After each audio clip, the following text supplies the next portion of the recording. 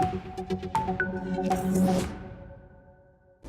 bold move for global peace, but concerns grow over its legitimacy. The $1 billion fee sparks debate.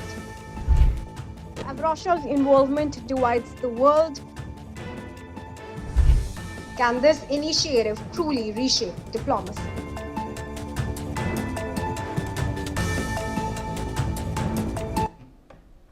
Hello, I'm Kriti Mehta and you're watching another episode of Explained with me. Today at the World Economic Forum in Davos, US President Donald Trump has launched the Board of Peace. It is a new initiative designed to address global conflicts. Initially conceived as a mechanism to help Gaza rebuild after its devastating conflict, the scope of the board has expanded to tackle conflicts around the world. While some see it as a bold step toward global peace, others question its legitimacy and the way it could reshape international diplomacy. Now, the signing ceremony for the Board of Peace is a pivotal moment in the world of democracy and diplomacy.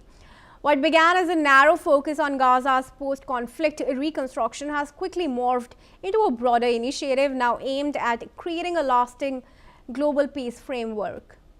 President Trump has presented the Board of Peace as a groundbreaking venture that would not only rebuild war-torn regions, but also ensure long-term peace across the globe. The ceremony was attended by fewer than 20 countries, many from the Middle East and South America, beg your pardon. Countries like Saudi Arabia, Qatar, the UAE and Argentina were present, signaling support for this new peace-building initiative. However, the absence of several key European nations raised eyebrows.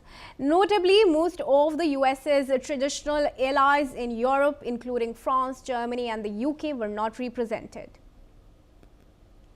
Now, the absence of major Western European nations is one of the most telling aspects of the launch of the Board of Peace.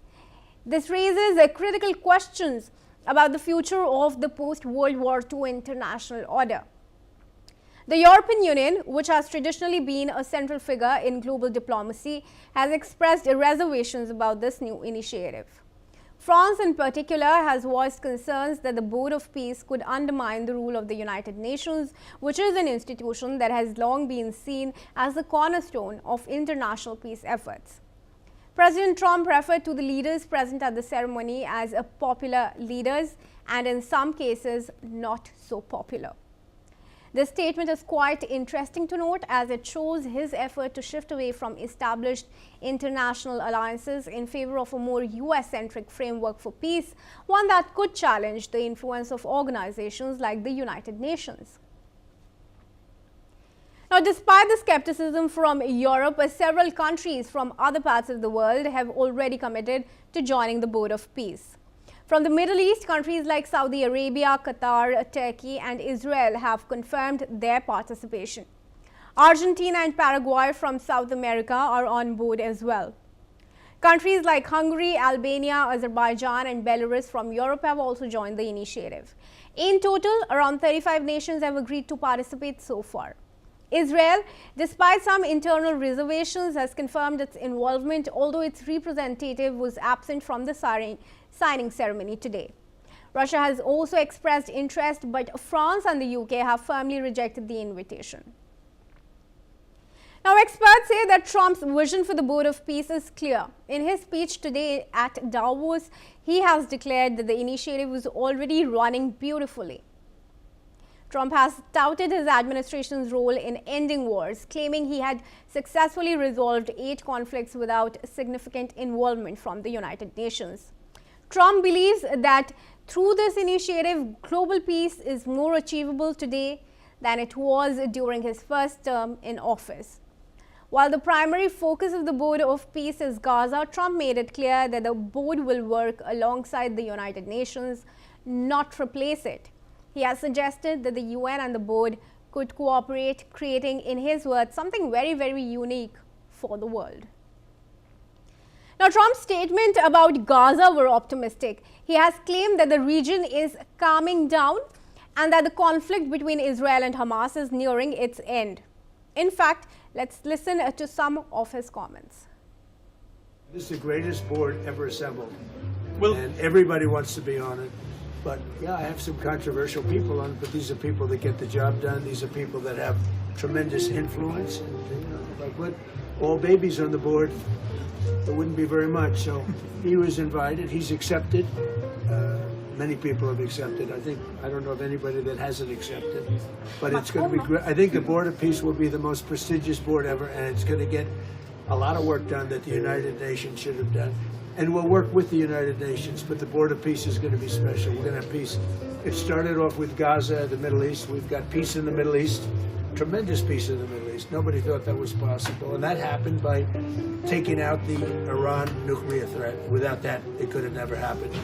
But the board is going to be, I think, really fantastic. And I think it'll be the most prestigious board of any board. However, one of the most controversial aspects of the Board of Peace is the $1 billion membership fee.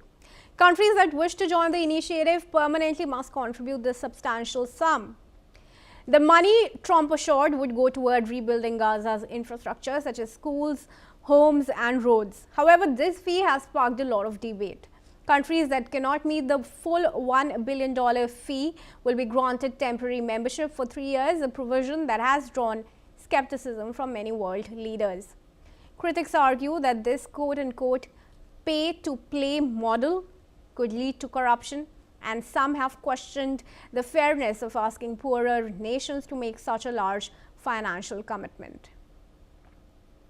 Now, the Board of Peace will not operate alone. To oversee operations in Gaza, a separate entity called the Gaza Executive Board has been formed. This board will be tasked with ensuring the smooth operation of rebuilding efforts in Gaza, which will include key figures like Steve Witkoff, who is the U.S. Special Envoy to the Middle East, Jared Kushner, Trump's son-in-law, and Marco Rubio, the U.S. Secretary of State.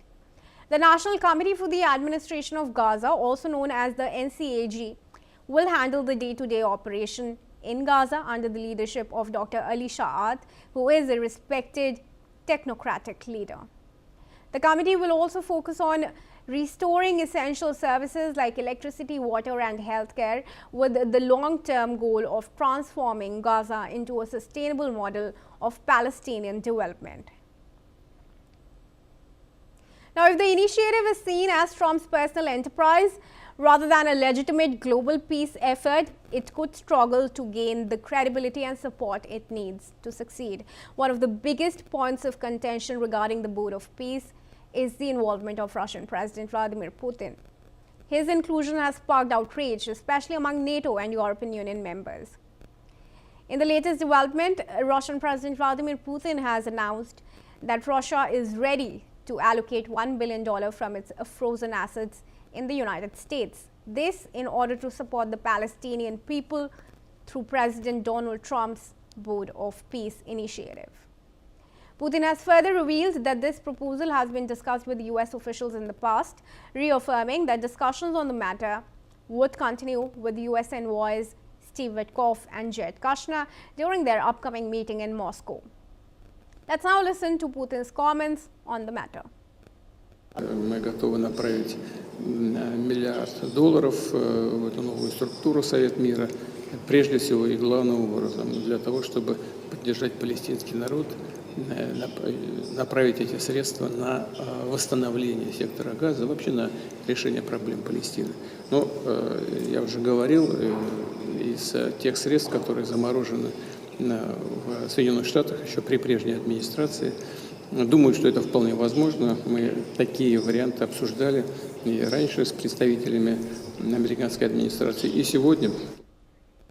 UK Prime Minister Keir Starmer has publicly stated that Putin's participation in any peace progress or process is unacceptable, reflecting the broader European concerns about Russia's role. Several NATO and European Union member states, including France, Norway, Sweden, Germany, have declined the invitation to join the Board of Peace.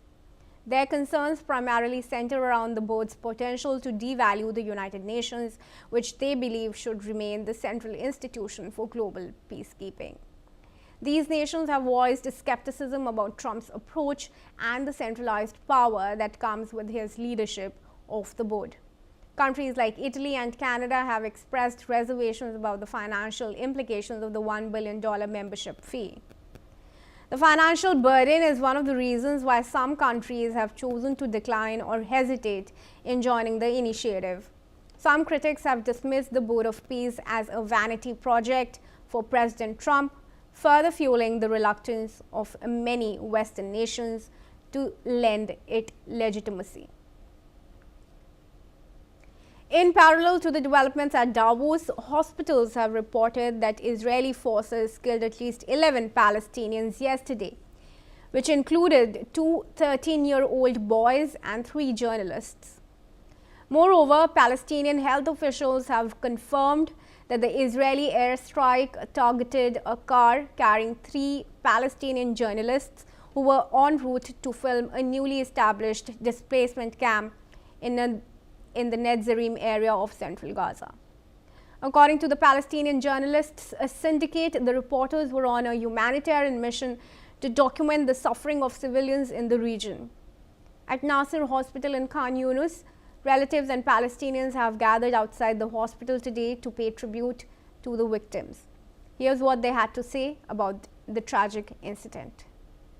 نحن نودع كوكبة من أبناء شعبنا الفلسطيني في قطاع غزة، ثلة من الصحفيين الذين كانوا يعملون في نطاق إنساني محض، وكانوا ينتمون إلى اللجنة المصرية ويقومون بعمل داخل إحدى المخيمات الإنسانية التي ترعاها وتؤسسها اللجنة المصرية في قطاع غزة. هذا الاستهداف هو استهداف مخالف ويضرب قواعد اتفاق وقف إطلاق النار. كنا نأمل ونتأمل وننظر إلى هذا المجلس أن يحقق لنا بعض أمانينا لنعيش كما يعيش العالم بأمن وسلام في بلاده، في أرضه، في وطنه، ولكن لا نرى لحتى هذه اللحظة أي شيء. لم يقدموا أي شيء، نسمع ولكن لم نرى أي شيء على الأرض الواقع. While Trump and his supporters are optimistic about the Board of Peace's initiative and its potential, the initiative has faced significant criticism. The controversial membership of leaders like Belarus's President Alexander Lukashenko and the possible inclusion of Vladimir Putin have raised ethical and political concerns. But as the Board of Peace continues to develop, questions remain about its long-term viability. Can it successfully bridge the divides between rival powers and promote lasting peace in Gaza and beyond? Moreover, can the Board of Peace live up to its promises of rebuilding Gaza and creating a terror-free zone? Or will it simply become another failed peace initiative? Only time will tell whether this ambitious plan will succeed or falter. For now, that's all for this episode of Explained. Stay tuned as we bring you more in-depth insights and stories that matter.